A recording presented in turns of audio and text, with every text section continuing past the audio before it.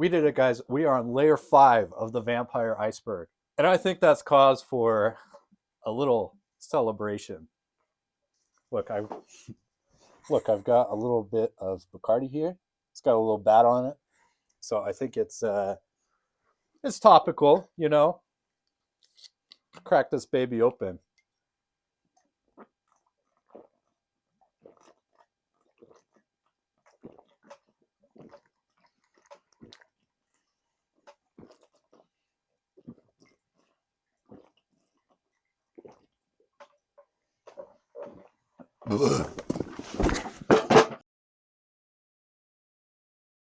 The Nukakubi is a Japanese vampiric monster whose head detaches from its body at night and flies away to feast on blood.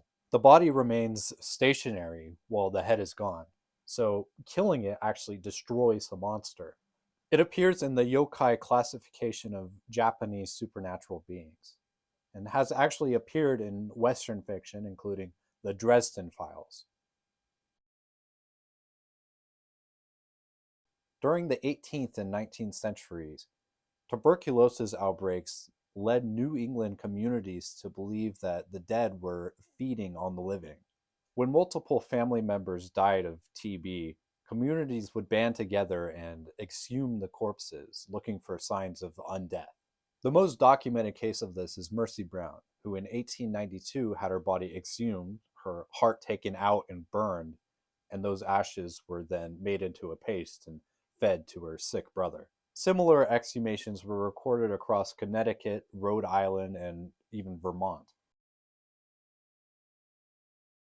Shadow of the Vampire is a horror film premised on the idea that F.W. Monroe hired a real vampire to play Count Orlok in Nosferatu 1922. It stars Willem Dafoe as Max Schreck and John Malkovich as Monroe. Willem Dafoe actually received an Academy Award nomination for Best Supporting Actor. The film draws heavily on the real-life production history and the troubled legacy of Nosferatu. Okay, I gotta show you all this Megamind monobrow looking ass freak called Vorvin. He's a vampiric creature that appears in the Buck Rogers TV series. He's a space vampire, so he drains life force instead of blood specifically. To defeat him, Buck programs his escape shuttle's autopilot to fly directly into a nearby star. He then tricks Vorvin into stealing the ship to escape the station. Black Sunday, 1960, is an Italian Gothic horror movie directed by Mario Bava. It stars Barbara Steele as a witch/vampire who is executed in the opening scene by a spike-lined mask that is hammered onto her face. Obviously, this is a little bit graphic, so it was actually banned in the UK for 8 years after its release due to graphic content. But actually, it was very influential on a lot of European horror movies' visual styles. The fog, the graveyards, and the crumbling castles. Garlic, holy symbols, running water, and sunlight are the most widespread preventative measures across cultures. The invitation rule, where vampires cannot enter a home without being asked, appears across numerous independent traditions. Regional methods include scattering mustard or poppy seeds at doors, iron needles through the corpse, and burying with a sickle around the neck. In some traditions, a corpse could be nailed to the coffin or have its tendons cut out to prevent it from rising. You guys like woofers? You like puppers? You like doggos? In Balkan folklore, certain dogs could detect vampirism, especially dogs with tan markings above their eyes, which gave them the appearance of four eyes. These four-eyed dogs were specifically sought out for vampire detection. Some traditions even held that walking a dog over a grave could trigger vampirism. So dogs were sometimes walked through cemeteries so people could see which corpses were actually vampires. Ichu hole refers to folklore traditions where the vampiric creature consumes its victims entirely rather than only drinking blood. The Naxir of German and Slavic mythology first eats its own shroud before moving on to its family members and then the broader community. Actually, a lot of folkloric vampires are closer to the flesh eating revenants than the blood only model that you'll see in a lot of Gothic literature. The Naxir was also believed to be the cause of some family members' deaths just by gnawing on its own body in the grave. The Vrykolaikos is a Greek vampiric revenant, and actually one of the most extensively documented in European folklore. It could be created by dying excommunicated, dying unbaptized, living sinfully, or even having an animal jump over their corpse. It was believed that they would knock on doors and call out names, and if you answered, you would die within days. This is actually the origin of the Greek custom of not answering on the first knock. Okay, I want you guys to imagine for a second a little 5'6" black pilled chud was a vampire. The Avartok is a figure from Irish Ulster legend who is described as a tyrannical dwarf chieftain who kept rising from the grave after being killed. It demanded blood from its subjects to sustain its undead form. It was finally neutralized by being buried upside down and covered in a heavy stone. The Shriga is an Albanian vampiric witch that preys on infants and children by draining their life force at night. She appears as an old woman and is believed to pass through a community undetected. Protection is a little bit weird. It involves making a cross out of pig bones and placing it on a church door on a specific Sunday. The Shriga actually appears in Supernatural, which is one of her more prominent pop culture Western appearances. You ever sit your broke ass down at home and you think to yourself, God damn, I really fucking love feet. Well, I got a job for you.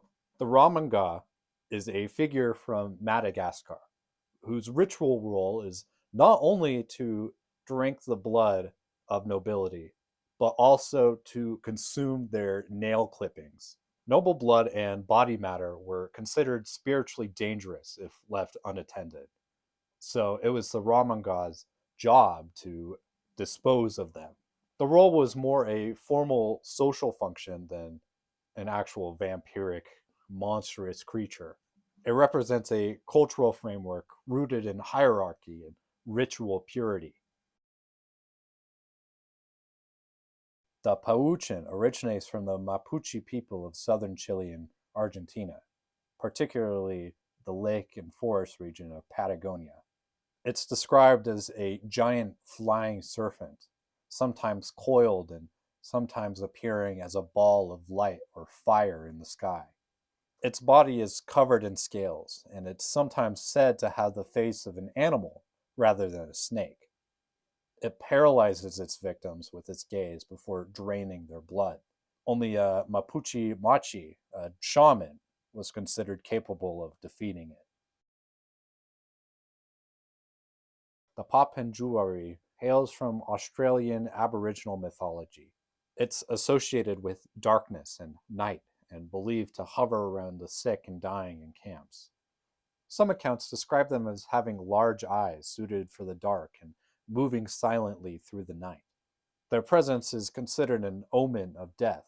It's actually one of the most geographically isolated vampire type myths in world folklore. Mulo means the living dead in Romani. They can be created when a person dies violently, has unfinished business, or is not mourned properly. These creatures frequently return to haunt and feed on their living spouse specifically. Romani vampire lore is one of the richest in Europe, but it's criminally understudied in a lot of academic folklore scholarship. The Nureuna is a Japanese yokai with a woman's head and a serpent's body. It's usually found near rivers and shorelines. She lures the victims in by appearing to carry a baby. The bundle then becomes impossibly heavy when they take it from her, and it immobilizes them while she feeds. This creature is actually depicted quite frequently in traditional Japanese woodblock prints. Mandurugo is a Filipino vampiric creature that appears as a beautiful woman by day, but at night grows wings and extends a hollow thread like tongue to drain blood from her sleeping victims. It's part of the broader Aswang family of supernatural creatures in Philippine mythology. The beautiful woman disguise is a common motif across Southeast Asian vampiric folklore. The Langsuar is a Malaysian vampiric spirit of a woman who died during childbirth. She's depicted as a beautiful woman with floor length hair, and I guess she's a smoker because she's got this big fucking hole in her neck where she feeds. According to the folklore, you can actually neutralize her by cutting off her hair and cutting off her fingernails and stuffing that big fucking hole full of them, where she then becomes just a normal woman. She's closely related to the Pontianak, a similar figure in Malaysian and Indonesian folklore. Kukesuki is the Japanese word for vampire. Ku means to suck, and chi means blood. Japan didn't really have a strong native vampire tradition equivalent to European lore. Most blood drinking yokai have distinct primary characteristics. Western vampire fiction became widely popular in Japan, producing a major manga and anime tradition, including Vampire Hunter D, Hellsing, and JoJo's Bizarre Adventure. The term itself reflects the cultural import of the Western vampire archetype into Japanese popular culture. A jokobo is a Japanese vampiric plant, a tree that has absorbed so much human blood, typically from battlefields, that it becomes carnivorous. It'll trap passerbys with its branches and then drains their blood. It falls under the Tsukomogami tradition, objects or natural things that gain supernatural properties over time. It's actually one of the very few examples of a botanical vampire in world folklore.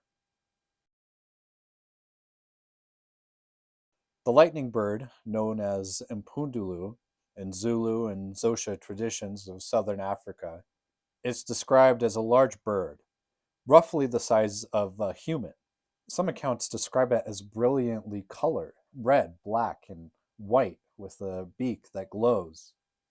Its wing beats are said to produce thunder, and its talons or beak can summon lightning strikes. When it strikes a person or animal, it drinks the blood from the wound. It's often depicted as a familiar serving a witch, passed down through generations. It can also take the form of a handsome man to seduce and feed on women. Okay, this is actually a pretty cool one. I love these little guys. Jinglots are extremely small humanoids, roughly about 6 to 12 inches in height, with a shrunken and mummified appearance. They have disproportionately long fingernails and hair that can even exceed the length of its own body. Their skin is described as dark and leathery and dried, with a shriveled face that bears visible teeth. It actually doesn't move or feed itself openly. Owners claim that blood left near it overnight will disappear. Physical specimens, and I mean like, yeah, real, tangible, physical things, have been displayed in Indonesian museums and sold in markets. A 1997 specimen was actually studied by a scientist at the University of Indonesia, and it was found that it actually contained human like proteins in its composition, but that was never fully explained. Now we're on to the final entry on this layer, the Chupacabra. Chupacabra literally means goat sucker in Spanish. It was first reported in Puerto Rico in 1995, following livestock deaths with puncture wounds in their neck. Sightings have been reported across Puerto Rico, Mexico, Chile, Texas, and Florida.